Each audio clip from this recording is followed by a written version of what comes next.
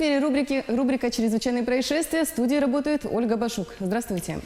В Якутске установили мошенника, который продавал несуществующие товары. Неоднократно судимый 28-летний безработный в период с конца июля 2018 по февраль 2019 года находил на популярных интернет-ресурсах объявления о поиске автозапчастей. Злоумышленник связывался с потенциальными покупателями и договаривался об условиях продажи и доставки товара на условиях предоплаты.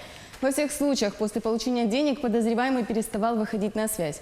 Установлена его причастность к 6 эпизодам преступной деятельности. Возбуждено уголовное дело по статье «Мошенничество», которое предусматривает наказание в виде лишения свободы на срок до 5 лет. Сейчас подозреваемый заключен под стражу. В Нерюнгринском районе на 379-м километре федеральной дороги столкнулись два автомобиля Toyota Mark II и КАМАЗ. В результате происшествия 5 человек погибли, 4 человека пострадали. ДТП произошло сегодня около 6 часов утра. Для выяснения обстоятельств на месте аварии работает следственная оперативная группа. В Министерстве здравоохранения республики прокомментировали состояние пострадавших. Пациент в крайне тяжелом состоянии находится, у него открытая черепно-мозговая травма. Подозрение на внутричерепную гематому, подозрение на тупую травму грудной клетки, брюшной полости, плюс у него рваные раны конечностей, травматический шок, кома 4. Это самый тяжелый. Значит, второй, также у него закрытая черепно-мозговая травма, подозрение на травму брюшной полости, закрытая травма грудной клетки. И у двоих пострадавших также закрытая черепно-мозговая травма с сотрясениями головного мозга и переломами различной степени тяжести. Житель Намцев заплатит штраф 20 тысяч рублей за оскорбление сотрудника УФСИН. Судом установлено, что подсудимый, будучи условно осужденным, находясь в состоянии алкогольного опьянения в здании УФСИН в селе Намца, оскорбил сотрудника уголовно-исполнительной инспекции путем употребления слов и выражений, высказанных в неприличной форме. Прокуратура Номского района поддержала государственное обвинение по уголовному делу. Подсудимый, в свою очередь, вину в совершенном преступлении признал полностью, раскаялся в содеянном и обязался впредь не совершать преступлений. А вот житель Верхневилюйского района не сделал для себя должных выводов и вновь сел за руль автомобиля в состоянии алкогольного опьянения. За это суд, с учетом мнения государственного обвинителя, приговорил его к 8 месяцам лишения свободы с лишением права заниматься деятельностью по управлению транспортными средствами на срок 3 года с отбыванием наказания в колонии поселения. Ноябрьский суд поставил точку в деле об убийстве, которое произошло еще 23 года назад. Убийцу удалось задержать только сейчас, но наказание он так и не понесет. В чем причина, узнаете в следующем сюжете. Его искали во всех уголках России последние 23 года. Федеральный розыск Христофора Ковалова объявили в сентябре 1996-го. Мужчина совершил убийство и скрылся.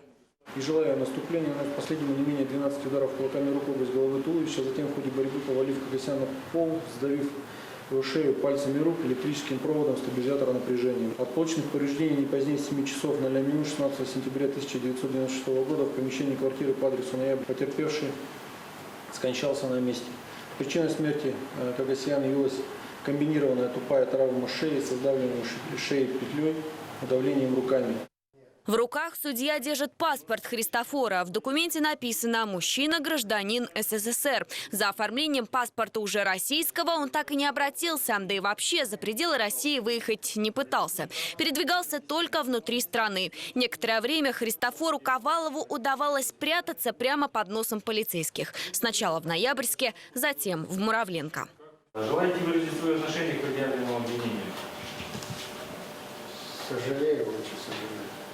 Найти его помогли социальные сети. Фотографии мужчины, уж сильно похожего на подозреваемого, следователи нашли на страничке его дочери в Одноклассниках. Задержали Христофора в Орле. Там же он во всем сознался. Несмотря на то, что Уголовный кодекс России предусматривает до 15 лет лишения свободы за убийство, наказание Христофор Ковалов так и не понесет. Все дело в Уголовном кодексе РСФСР, который еще действовал в момент преступления. Если лицо совершает преступление, за которое не предусмотрена смертная казнь, и на протяжении 15 лет не совершает никаких противоправных действий, грубо говоря, скрывается и никаким образом не афиширует свое нахождение на территории Российской Федерации, то в данном случае сроки давности истекают, и он не подлежит уголовной ответственности, несмотря на то, что он находился в розыске. Закон давно изменился, но новые правила Христофора Ковалова не коснутся. Он остался на свободе. Единственное, чем теперь поплатится мужчина, это деньгами. Компенсацию морального вреда он выплатит вдове убитого. Взыскать с Ковалова Христофора Васильевича в ее пользу в счет компенсации морального вреда, причиненного в результате совершенного преступления, денежные средства в сумме 800 тысяч рублей. В счет компенсации процессуальных издержек 20 тысяч рублей. Яна Джус, Александр Иванов, Ноябрьск, 24. Власти Португалии ограничили продажу топлива на АЗС. Поводом к такому шагу стала забастовка водителей бензовозов. Они требуют от работодателей справедливой оплаты труда. Есть ли смысл в таких забастовках? Португальский профсоюз перевозчиков опасных грузов объявил бессрочную забастовку. Как говорят водители бензовозов, они ждут от ассоциации работодателей разумных предложений, касающихся повышения зарплаты и улучшения условий труда.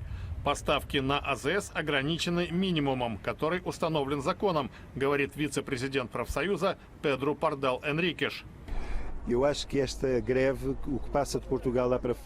По-моему, эта забастовка показывает зарубежным наблюдателям, что Португалия не соблюдает права трудящихся. Эти люди борются за свои права, а правительство и компании всеми силами пытаются их ограничить. Правительству следует отказаться от сговора с бизнесом и защищать тех, кто вынужден вкалывать по 15-17 часов за минимальную зарплату. Кабинет премьер-министра Антонио Кошты пытается выступить посредником между предпринимателями и водителями, чтобы стороны сумели договориться как можно скорее. Власти опасаются, что забастовка парализует страну в разгар туристического сезона. Поэтому на АЗС введен лимит на продажу горючего. Опрошенные автомобилисты не слишком довольны сложившимся положением дел. Как говорит Луиш Батиста из Лиссабона, порой он спрашивает себя, чего добиваются бастующие, когда вредят тем, кто вынужден по работе пользоваться автомобилем каждый день. Карлош Песоа считает, что для стачки выбрано не лучшее время. Переговоры, по его словам, ведутся о том, что произойдет через 2 года.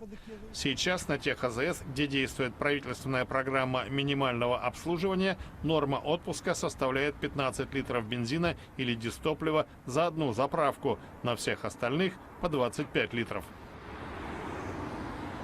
С вами была рубрика «Чрезвычайные происшествия». Берегите себя и до встречи в эфире.